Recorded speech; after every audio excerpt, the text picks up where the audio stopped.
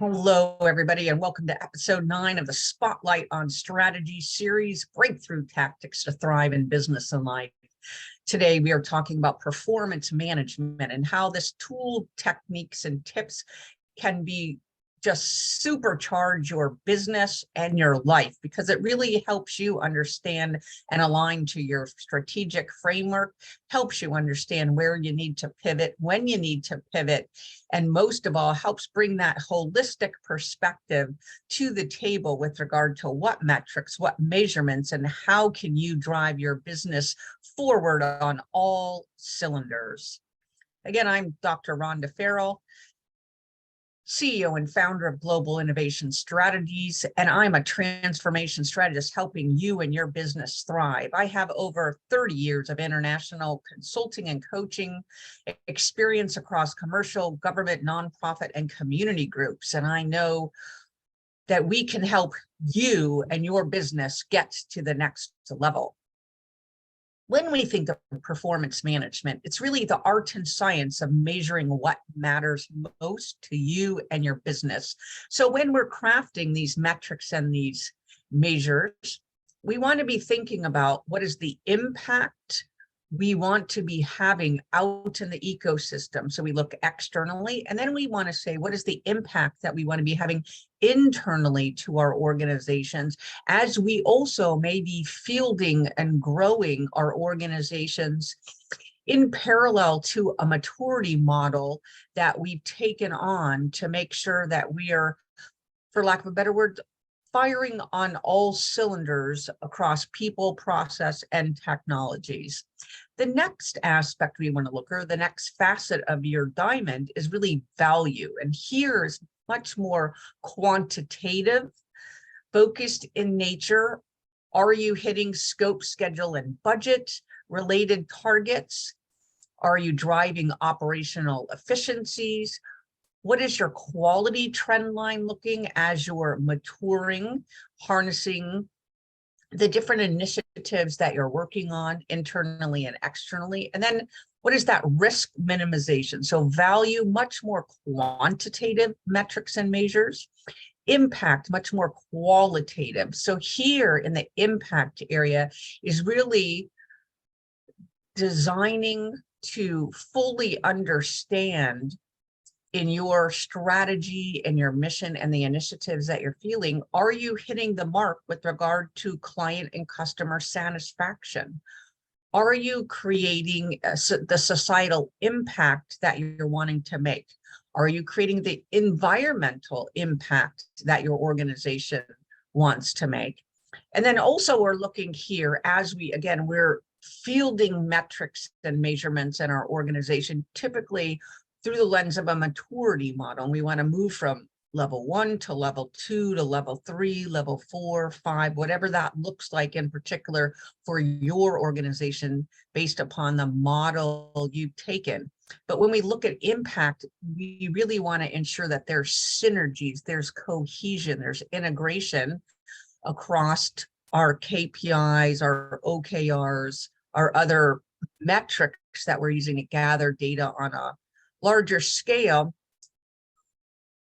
to ensure that we're tracking against our larger organizational strategy, i.e. it's cohesive. So big picture, strategic framework, qualitative and quantitative. We want to make sure they're mission aligned. And most of all, we want to make sure when we're designing these that it really serves the purpose of the business leaders and executives and teams being able to use them for decisional purposes, i.e., can they look at the targets, can they look at the metrics, can they look at the trends, and can they pivot appropriately to invest, to change or alter the state of a portfolio, to ramp up a certain project or close out another project that may be disabling the organization from reaching its maximum revenue streams and or maximum value add that it's attempting to go after.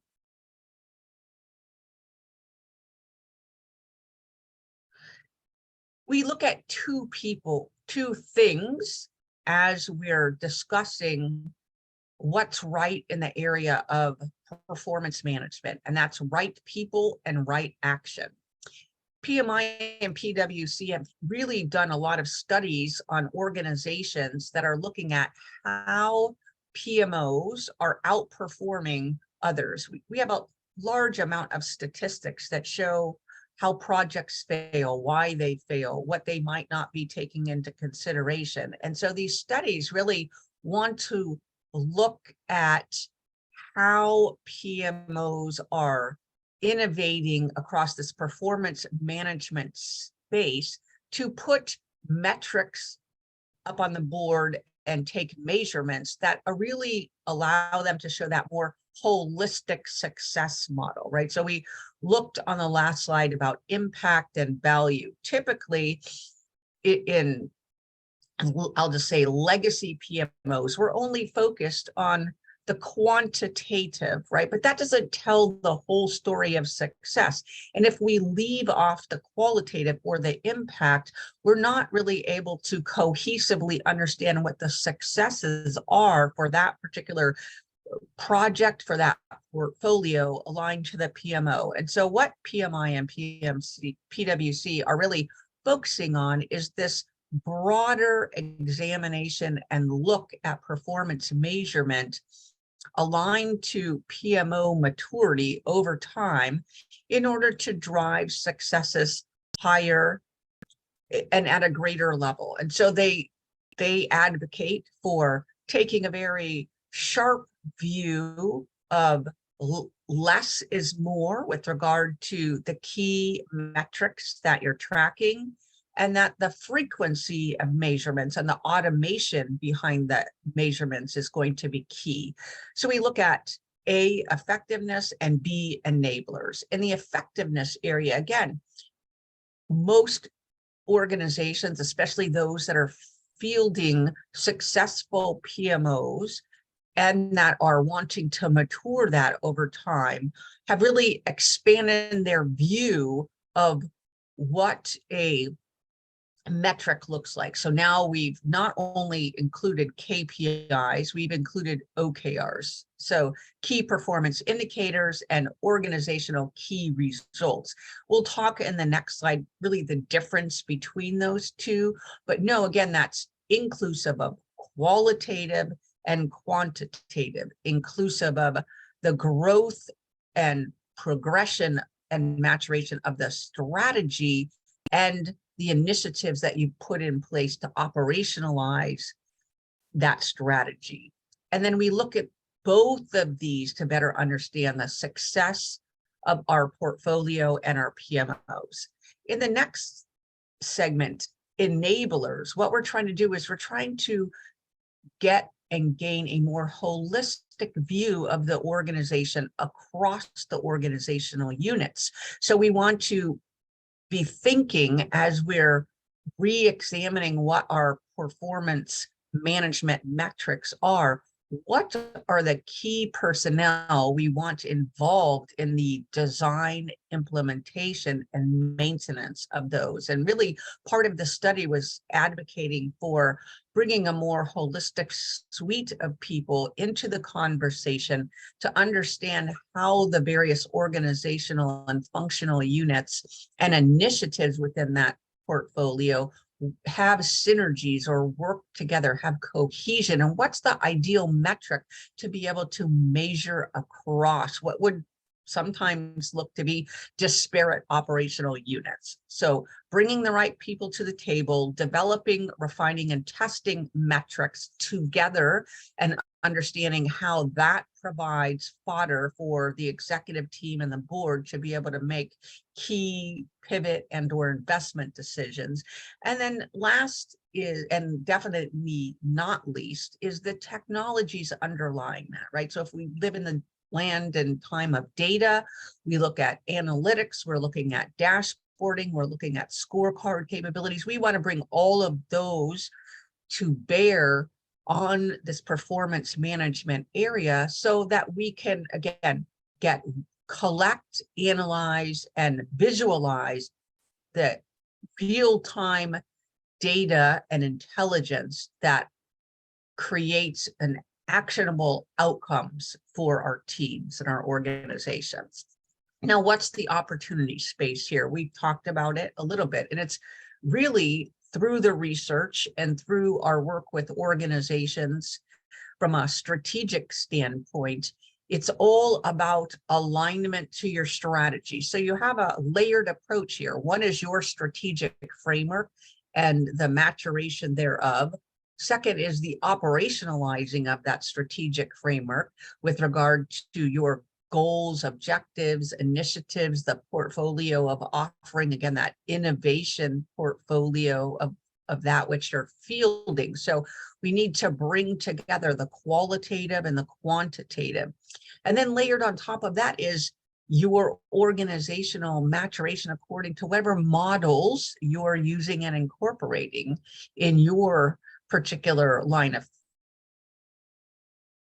business offerings. It could be quality, that could be cyber, that could be operational excellence, that could be performance excellence, that could be resiliency. So really, that could be capability, right? So if we look at the various maturity models that organizations typically are using as an umbrella to mature, not only functionally, business-wise, but also functionally and cohesively across people, process, and technology, we look at taking that balanced approach, quantitative, qualitative, which really is how we are experiencing this new move to OKR versus KPI, right? So we look at OKRs as helping us to understand our strategy growth, our strategic framework, how we're approaching that, and how well we are enabling, investing, and actualizing on that, while our KPIs are definitely more geared towards the quantitative measurement. Are we hitting our targets on our metrics? What do we have to do to pivot? Do we need to pull back? Do we need to invest more? Do we need to add more resources, etc.? Right. So OKRs, again, align to our strategic goals, looking at how our strategy is being operationalized from a growth and maturation perspective. There, KPI and qualitative in nature, tendency to be more qualitative in nature, and then KPIs more quantitative in nature, geared towards the operationalizing of that strategy via various functional initiatives, etc. Very focused on targets, very focused on actual versus expected, very focused on enabling real-time understanding where we need to pivot. So again, the last part is building a bridge between these two so we can understand how to look at our timeline. Are we in the future or are we in the past? What is the duration of the time span that we're typically looking at? What's the purpose behind fielding these? What's the goal related to each of these? And then how can we make visible these OKRs and KPIs to ensure that we offer our executive and leadership and workforce and our board the correct views and intelligence to allow them to make informed decision. Again, the last point is, again, we want to move away from the myriad of top and high level metrics and measurements to just the key performance indicators that are going to help your business not only survive, but thrive.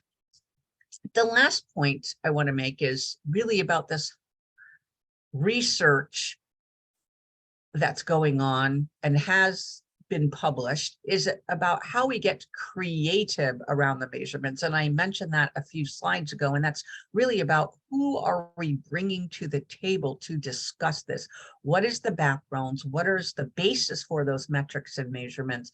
Are they cohesive in allowing us to drive decision making? So that holistic approach to defining and growing and maintaining is key, as well as the stakeholders we're involving, the technologies that we're using to implement so that we can automate, so that we have real-time data and intelligence at the point in time we need it.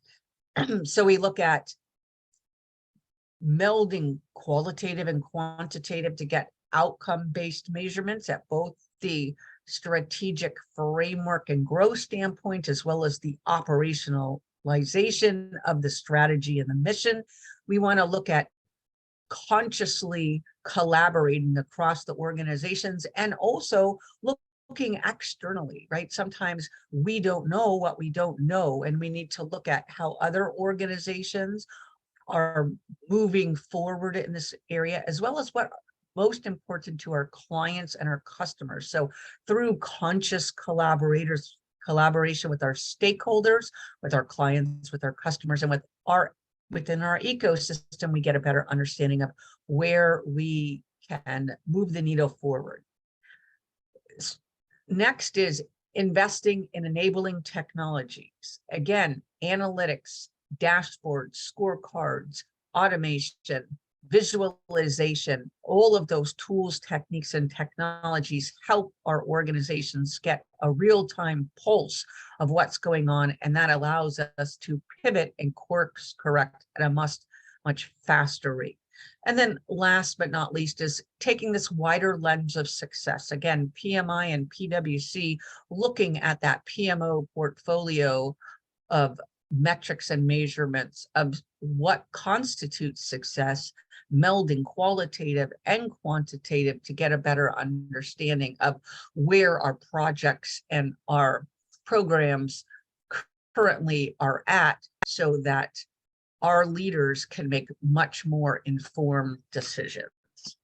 If you've liked what you've heard today about the strategic framework, operationalizing it, and harnessing performance management to help you guide your business and your ecosystem forward, there are 3 ways to continue the conversation: workshops, coaching, and consulting.